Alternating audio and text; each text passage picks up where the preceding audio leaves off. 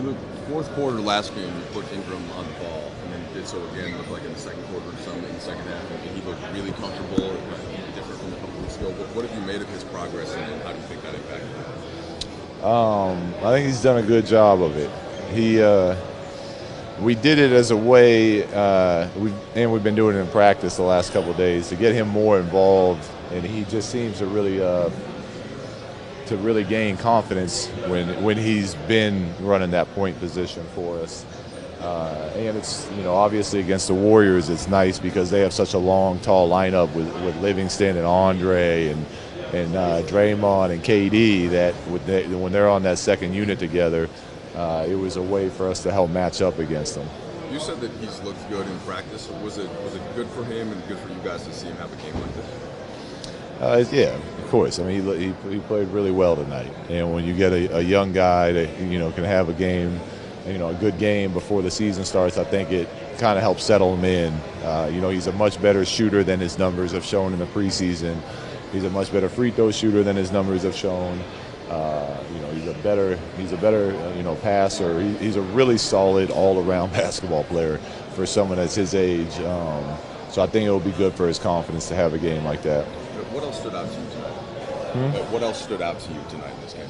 I like the way our guys competed. We kept cutting the lead to 7, 8, 9, and then we'd come down and turn the ball over. And against a team like that, they just capitalize on every mistake you make. So there's a lot of good learning that we can take from that. But I was really proud of the way the guys continued to scrap against one of the best teams in the league. Nick Young keeps playing well. Has he kind of given you that reason to have to put him in somewhere, to put him in the rotation? Has he given me given? Yeah, compared to maybe what you expected coming in. Yeah. I mean, he's playing as well as anyone on our team, if not the best on our team, honestly. If you go back and watch some of the tape, too, on the defensive effort he's giving, chasing over screens. He was matched up with Kevin Durant tonight, and that's not easy for anybody. And I thought he did a good job of fighting and contesting shots. And then he continues to put pressure on them on the other end by the way he's shooting the ball.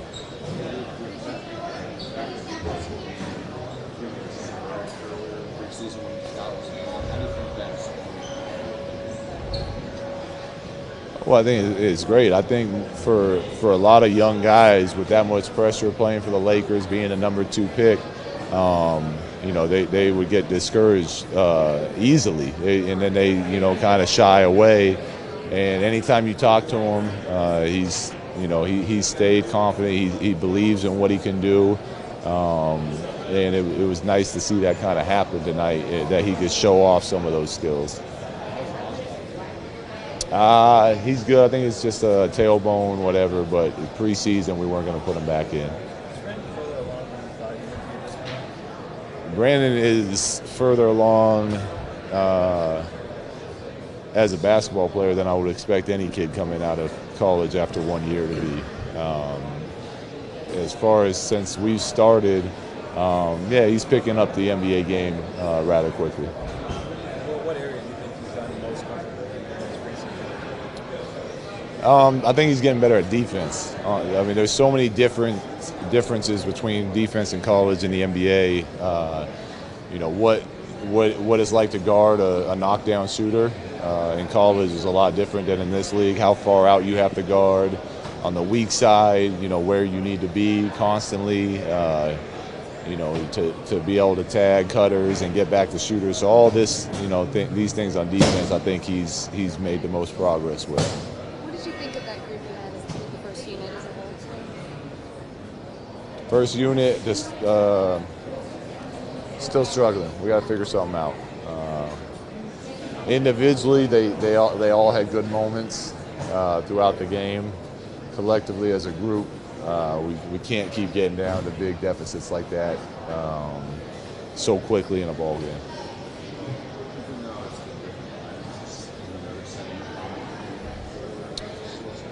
No,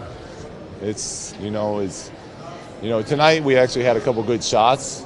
Julius missed a couple at the rim. He's gonna make. Someone else had a couple open jumper or two. but defensively they just ran out and got transition layups and threes like three of the first 4 plays of the game. And now a team like that is just playing with confidence the rest of the night. So it's important that we learn that how we start the game really sets the tone for the rest of the night. Give the second unit credit for changing what that tone was when they came into the game. But we can't make that a theme throughout the season. When Steve decides to go with the starters to close the game, is that something that at least kind of shows these guys that they were able to get back in it? It's kind of a confidence builder for them?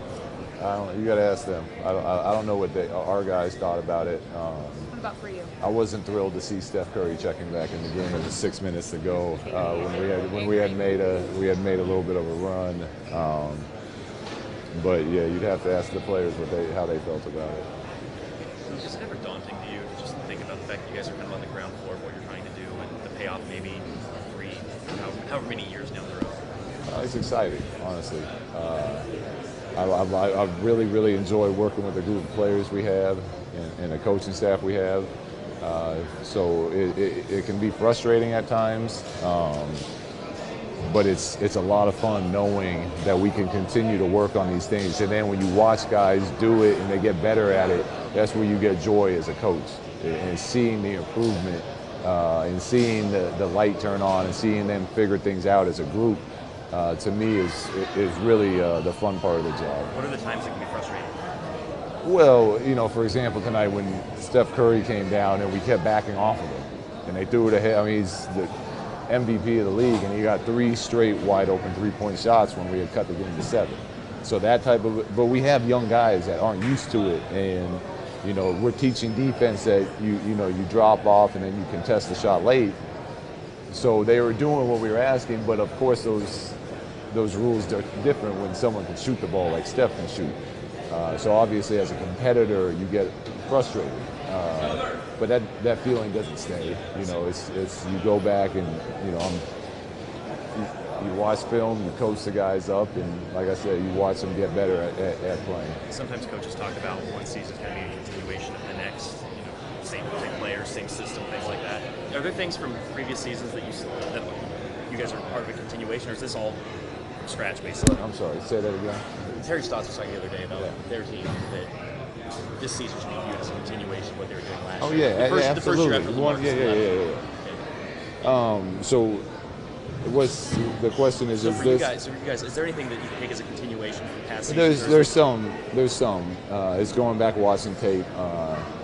Seeing what kind of what plays work for. Like we ran chin 15 for Lou Williams tonight. That's not a play from our playbook, but it's something they ran last year that Lou had a lot of success with.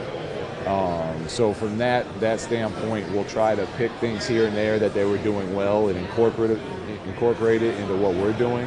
But a lot of it right now is going to be year one of building the foundation of how we want the team to go forward. Wrap it up, guys. Did you enjoy the back and forth with Draymond today? You didn't get to do that last game. Was he talking out there? Yes, I always enjoy the back and forth with Draymond. Unfortunately, usually I was on his team when it was happening. It's not as fun when you're going against him, but there was some good trash talking happening.